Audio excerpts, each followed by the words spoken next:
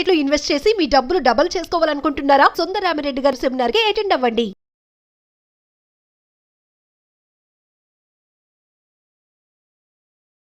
నమస్తే, welcome to Suman TV. Present మనతో పాటు ఉన్నారు సర్టిఫైడ్ వెల్త్ మేనేజర్ సుందరరామిరెడ్డి గారు. నమస్తే సార్. నమస్తే అండి. సార్, బంగారం విషయానికి వస్తే అంటే నిజంగా ఫిజికల్గా గోల్డ్ కొనడం అనేది పెట్టుబడా లేక పొదుపా అంటారా? పెట్టుబడి అంటే రిటర్న్స్ రావాలండి ఎంతకంత. అప్పుడప్పుడు అన్నా కనీసం ఎంజాయ్ చేయాలా. ఒక ఇల్లు మీద పెట్టుబడి పెట్టావు, రెంట్లు వస్తుంది కదా. పొలం మీద పెట్టుబడి పెట్టావు, కౌలు వస్తుంది కదా. బ్యాంకులో పెట్టుబడి పెట్టావు, వడ్డీ వస్తుంది కదా. అంటే ఇన్కమ్ ఎంతకంత జనరేట్ చేయాలా. దట్ ఈస్ గుడ్ ఇన్వెస్ట్మెంట్ అనమాట. అందుకని గోల్డ్ మనం పెట్టేది ఫిజికల్గా ఇన్వెస్ట్మెంట్ అవుద్దా అంటే గోల్డ్ ప్రైస్ పెరిగితే తప్ప నీకు వేరే రూట్లో రాదు. గోల్డ్ ప్రైస్ పెరిగితేనే నీకు వస్తుంది, అది రాదనమాట. ఇంకా అందుకని ఫిజికల్ గోల్డ్ నువ్వు అంత క్విక్గా అమ్మలేవు కదా. క్విక్గా నువ్వు అమ్మలేవు.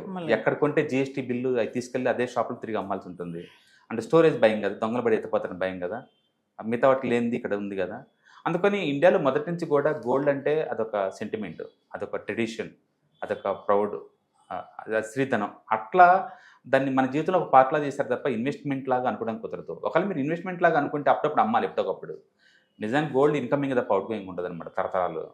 అందుకని దాని ఇన్వెస్ట్మెంట్ అనే బదులు ఇంట్లో చేరే ఒక వస్తువు అనుకోవడం బెటర్. కాకపోతే ఎమర్జెన్సీలో అప్పుడు అది వాడుకుంటుంది, దాని వాల్యూ తగ్గదు. బట్ స్టిల్ ఇన్వెస్ట్మెంట్కి ఉండాల్సిన క్వాలిటీస్ గోల్డ్లో పెద్ద కనపడదు. ఒకవేళ మీరు గోల్డ్ ఇన్వెస్ట్మెంట్లో పెడదామనుకుంటే బెస్ట్ వే ఏంటంటే మ్యూచువల్ ఫండ్స్ అండ్ ఈటీఎఫ్ ఫార్మాట్లో పెట్టండి. అప్పుడేమవుతుందంటే లైవ్ మార్కెట్లో ఎప్పుడు కానీ అమ్ముకోవచ్చు కదా. ఎగ్జాంపుల్ ఈ రోజు కొన్నాను, రేపొద్దున వరల్డ్ మార్కెట్ బాగుండి +5లో ఓపెన్ అయింది అనుకోండి, నెక్స్ట్ స్పాట్లో అమ్ముకోవచ్చు కదా. అంటే ఫిజికల్ గోల్డ్కి ఇలాంటివి ఉండవు కదా, అంత ఈజీగా కన్వర్ట్ చేయలేరు కదా. మేకింగ్ ఛార్జెస్ అని, జిఎస్టీలు అని, మీరు కొన్న ప్లేస్లో రమ్మని చాలా ఉంటుంది దానికి. ఇటుక ఏం ఉండవు అనమాట. ట్రాన్స్పరెంట్ లైవ్ మార్కెట్ ఇవన్నీ ఉంటాయి. కాబట్టి మీరు ఏదైనా గోల్డ్ని ఇన్వెస్ట్మెంట్లో పెట్టాలనుకుంటే the best way always gold, mutual funds and ETFs. లేదు ఇంట్లో స్టోరేజ్లా పెట్టుకుందాం అనుకుంటే మాత్రం ఫిజికల్ గోల్డ్ తీసుకోండి. బట్ దాంట్లో ఉన్న డ్రాబ్యాక్స్ ఏంటంటే మేకింగ్ ఛార్జెస్ పే చేయాలా, జిఎస్టీలు పే చేయాలా, అండ్ ప్లస్ థెఫ్ట్ జరగకుండా చూసుకుంటూ ఉండాలి, జాగ్రత్తగా ఇవన్నీ చూసుకుంటూ ఉండాలి. అంటే ఫిజికల్ గోల్డ్ ఇన్వెస్ట్మెంట్లో నష్టాలు ఎక్కువ అంటారు. నష్టాలు ఎక్కువ అనే బదులు దాన్ని పెద్ద ఆస్తి కన్సిడర్ చేయమాకని అంటాను. ఇంట్లో ఒక క్లోత్స్ కొన్నాము, దాని వాల్యూ డివాల్యూట్ అవుతూ ఉంటుంది రోజుకి. గోల్డ్ కొన్నాము, వాల్యూ ఎంతకంత పెరుగుతూ ఉంటుంది. ఆ డిఫరెన్స్ తప్ప అదర్వైజ్ నీకు ఇన్కమ్ జనరేట్ అవుతూ అంటున్నాను. ఇన్కమ్ అయితే జనరేట్ అవ్వదు. అందుకని దాని బదులు నేను gold, suppose sovereign gold bonds ఉన్నాయి, ఇంతకుముందు గవర్నమెంట్ లాంచ్ చేసింది. 2.5% వడ్డీ వచ్చింది కదా నీకు. అంటే క్యాష్ ఫ్లో ఎంతకంత ఉంది కదా. అలా ఉంటే పర్వాలేదు. నేను అంటుంది అది. అంటే సెకండరీ ఇన్కమ్ వచ్చేలాగా ఉంటే నీకు పర్వాలేదు. అదర్వైజ్ అంత వర్త్ కాదు. అంత క్విక్గా కూడా అమ్మలేవు ఫిజికల్ గోల్డ్ అనుకుంటే ఈజీగానే. ఎందుకంటే ఒకసారి ఆర్నమెంట్గా మార్చావు అనుకోండి, దాన్ని మార్చలేము.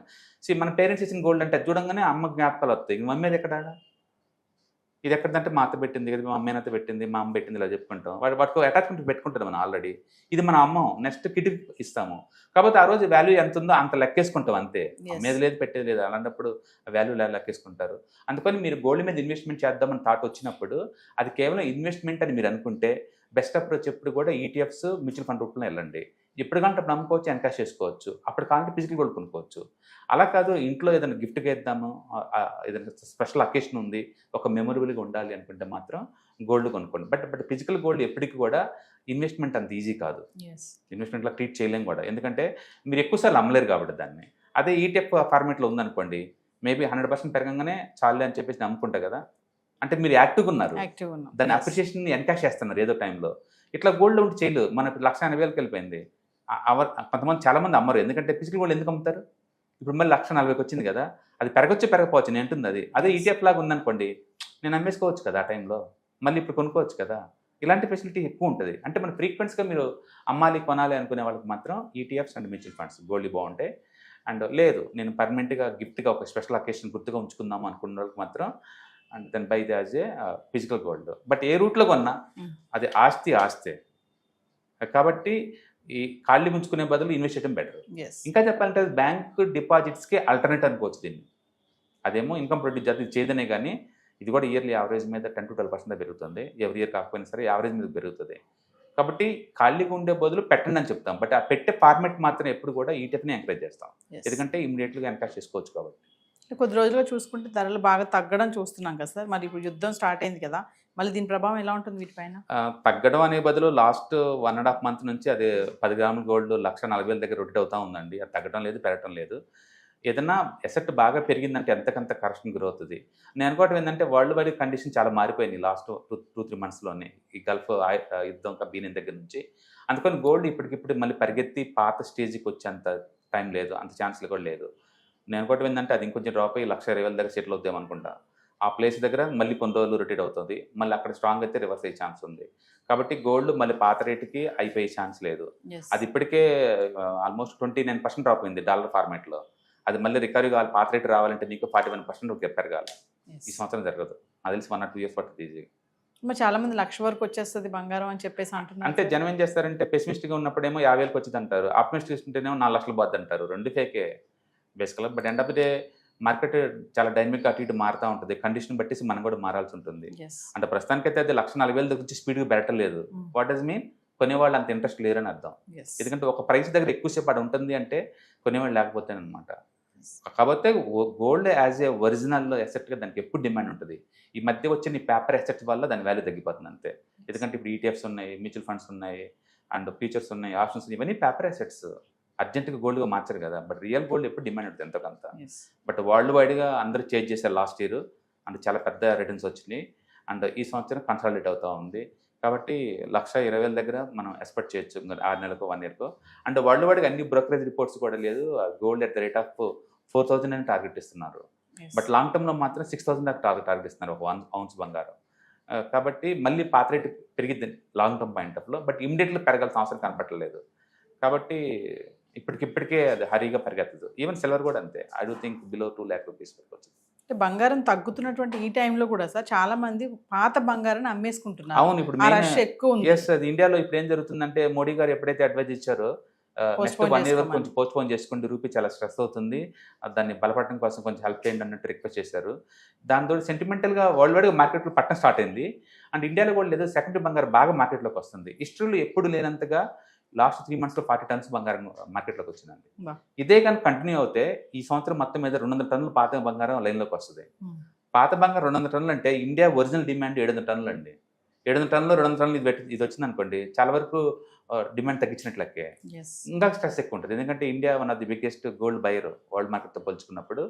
డెఫినెట్గా వరల్డ్ గోల్డ్ పెరగకుండా ఉండడానికి ఇది హెల్ప్ అవుతుంది అనమాట. కాబట్టి గోల్డ్కి లోకల్ కావాల్సినంత సప్లై అవుతుంది సెకండరీ మార్కెట్ నుంచి.